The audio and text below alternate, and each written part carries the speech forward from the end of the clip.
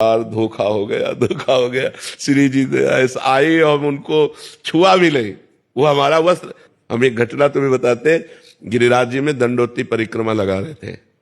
आगे आगे गुरुदेव भगवान थे और पीछे हम थे, दंडोती परिक्रमा। तो प्रातः वही 4 बजे होंगे, तो गिरिराज जी में ऐसे मोटा करधनी पहने हुए और नीचे का बस ऐसे ऐसे खड़े हुए। ए बाबा 1 रुपया दे दे।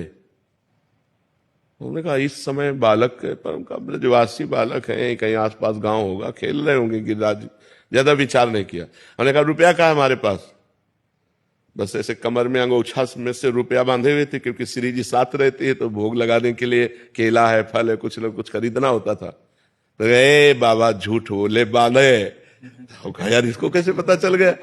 अंगोछा खोला और उससे रुपया निकाला, उसको दिया और वो ऐसे मुस्कुरा के चल दिए। अब हमारी दंडोती रुक गई। गुरुजी के पास गए, उनका महाराज जी एक बालक कैसे? बोले यहाँ बालक कैसे? यहाँ कोई आसपास गांव तो है नहीं। गिरिराज जी ही थे, वही लीला विनोद। आप पश्चाताप हुआ, यार गिरिराज जी थे, अब लपेट कर जाते अगर ये हमें पता होता कि ठाकुर जी है तो गले। तो ये ऐसे छुपा छुपी सैकड़ों बार खेलते हैं अपने जनों के साथ, पर वो साक्षात्कार नहीं माना जाता। साक्षात्कार माना जाता प्रभु प्रभु के रूप में आकर साक्षात दर्शन देते हैं। ऐसे छुपा छुपी के खेल तो बहुत खेलते हैं। जब पूरा जीवन भगवान को अर्पित है तो वो कहीं ना कहीं किसी न किसी रूप में, जहां जहां मेरा भक्त चरण रखे वहां वहां रखूं हाथ, पीछे पीछे मैं फिरूं, कभी न छाड़ूं साथ। बिल्कुल ऐसे।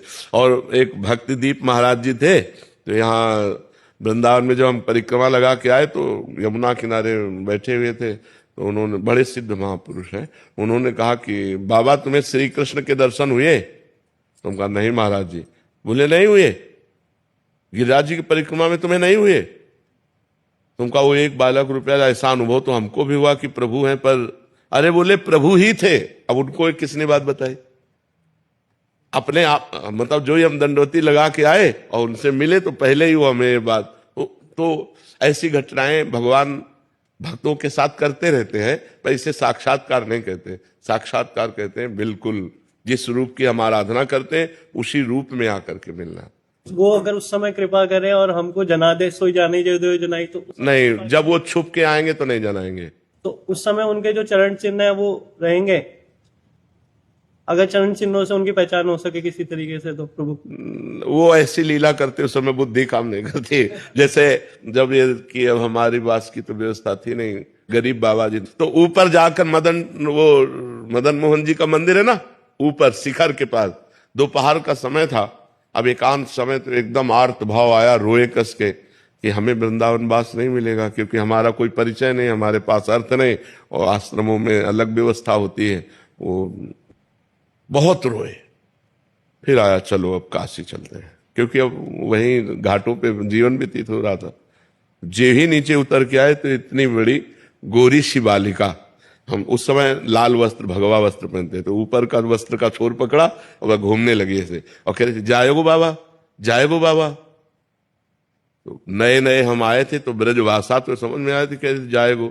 तो हम कहा यहाँ किसी गोस्वामी की बच्ची होगी, और ऊपर से रो के आ रहे थे तो कहीं कोई रति थी नहीं। तुम कहा यहाँ किसी गोस्वामी की बच्ची होगी, खेल खेल में ऐसे पकड़ रहे। तुम कहा जा हट जा बच्चा, हट जा बच्चा। बोले जाएगो बाबा। और हम उस समय ये समझ ही नहीं पा रहे कि ऊपर हम बात करके आ रहे हैं प्रभु से और इधर हमसे प्रश्न किया जा रहा है, और ऐसे चल दिए। जो ही हम गए तो जिस आश्रम में रुके थे वहां एक संत खड़े थे। उन्होंने कहा बाबा तुमको बुलाया है। तो हम कहा हम तो जानते नहीं। बोले वो तुम्हें देखा है, वो बुला रहे हैं। तुम कहा किस लिए? बोले आप चलो। तो उन्हीं के साथ चले गए। तो उन्होंने, गौशाला थी और एक कमरा बना हुआ था बहुत बढ़िया। बोले यहाँ दूध पियो, मठा पियो आराम से, और यहाँ रह जाओ। अरे हम कहे तो भगवान की।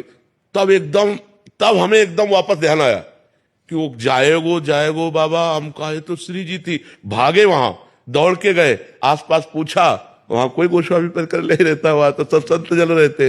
अरे हम कहा